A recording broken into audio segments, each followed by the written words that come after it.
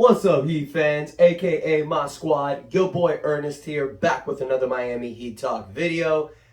Guys, there's no other way to say this. Miami Heat is just rolling. I mean, it's a great thing to see, especially what happened last year in the playoffs. Miami Heat smashes the Philadelphia 76ers 106-92. Now, I use the word smash lightly because this game was definitely a nail biter, even though Miami won by 14. It was very close throughout the entire game. Miami took a nice little lead in the beginning. Philadelphia came back, took the lead by halftime. Then in the third quarter, it was going back and forth until my man Tyler Herro ripped a new asshole in Philly in the fourth quarter. My man ended with 25 points, 7 assists, showing that Tyler Herro is officially back. Now, normally, I like to give a player of the game for big games like this. I want to give it to Tyler Herro, but there's another guy that I have to mention as well. Bam Adebayo, okay? Dude had 24 points, 12 rebounds, 4 assists. Now, I don't know if you guys remember this, but back in the Atlanta series, I was saying these are the two guys that need to step up this series. It's very important because Bam Adebayo, he started very slow. The last 3 games of the Hawks series, he ended up averaging 16 points and 10 rebounds. But the first 2 games were very shaky. Tyler Herro struggled throughout the series. He was the 6th highest scorer in the team. He's normally 2nd throughout the season. So these were 2 guys you wanted to see step up, and they did. They both delivered on the big end. Jimmy Butler had 15 points, wasn't his old Jimmy self. You could tell maybe there were still some issues with the knee injury. He had a little bit of a wrist injury in the beginning of the game, so it was really good to see other guys take the reins and step up. You know, you also had guys like Max Strus, Gabe Vincent, even Victor Oladipo. They were doing their jobs on the end of the floor. So every player stepped up, and it was a great thing to see. Now, a few notes to talk about. Miami had a lot of turnovers, okay? 11 turnovers in the first half. That ain't good, all right? With Joel Embiid out, Miami should have taken over the entire game. Now, look, I'm not going to sell Philadelphia short. They got a great squad. They got a great team over there. The defense is really good. You can see why they made the second round of the playoffs. But without their best player, we need to strike, and we need to strike hard. We cannot sell this team short just because their best player is not there. You do that on a professional NBA team, you will lose. So it's important for us to take our foot, shove it down the throats of Philadelphia in Game 2, and really bring their confidence down going into Game 3. Because you never know what's going to happen in Philadelphia. Those fans, that crowd is definitely a 6-man. Another thing that I saw, you guys, last night, the change in the NBA.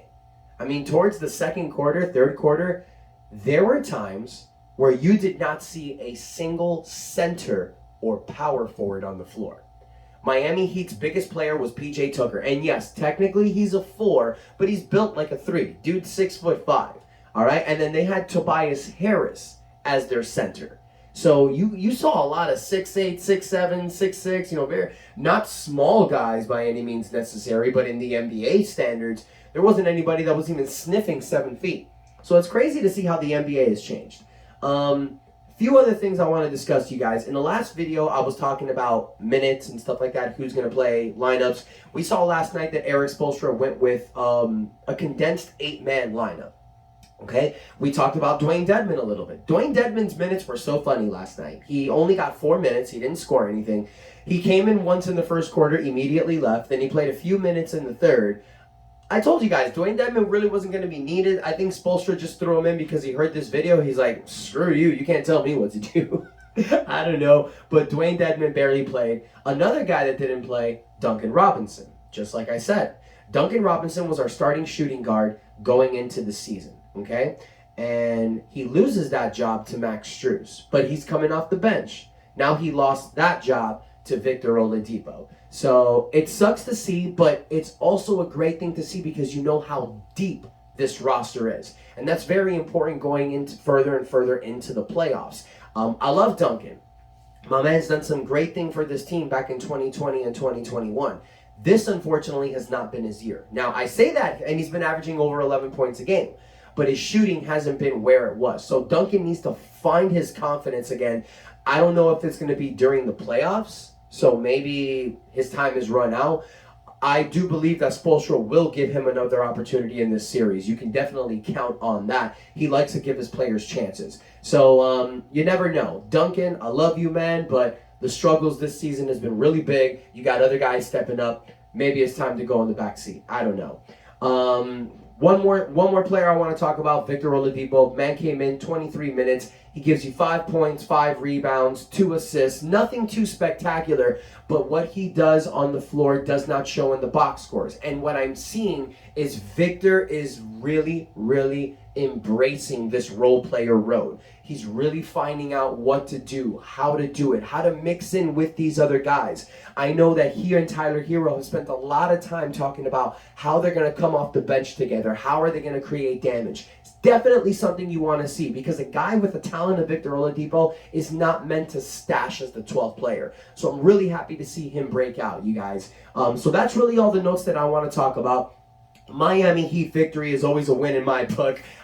We got to take Philadelphia game 2. We got to go up 2-0 going into Philadelphia. No questions. You need to watch tape, figure out the mistakes that you made. Do not make as many turnovers. And let's be honest, you guys, Miami was missing like crazy from the 3 last night. If we're hitting our shots last night, we win by 25. Fact. So that's not going to happen in game 2. We need to get together, get our minds right, watch some tape, figure out what we did wrong. Do not make those same mistakes again. Now, Kyle Lowry's not going to play in game 2. That's what everybody's saying. And it's crazy to say this, but I actually feel that with Joel Embiid out and us not pushing or forcing Kyle Lowry to play right away, it's kind of a blessing in disguise.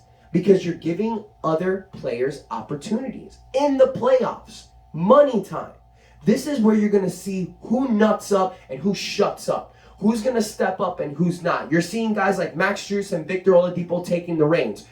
Duncan's not, so he loses his spot. You're seeing Erik Spoelstra decisively pick an 8 to 9 man rotation. And a guy that I love is Caleb Martin, because he is used as a Swiss Army knife. If you don't use him one game, you use him the next. Dude is always ready. So I want to hear from you guys. Let me know what you think about game 1. Let me know about your thoughts with game 2. Do you like this rotation that Erik Spoelstra is going with? Would you like to see Duncan back in it and someone take a step back? Let me know your thoughts, guys. Most importantly, continue to share the love. I want to thank you all for the likes, the comments, the subscribes, but we got to push it up and get some more, you guys. I want to do a jersey giveaway at 500 subscribers, but the only way I'm going to do it is if we get there by the NBA Finals. Thank y'all for the love. Thank you for the support. Don't forget to hit the subscribe button. And until next time, your boy Ernest out.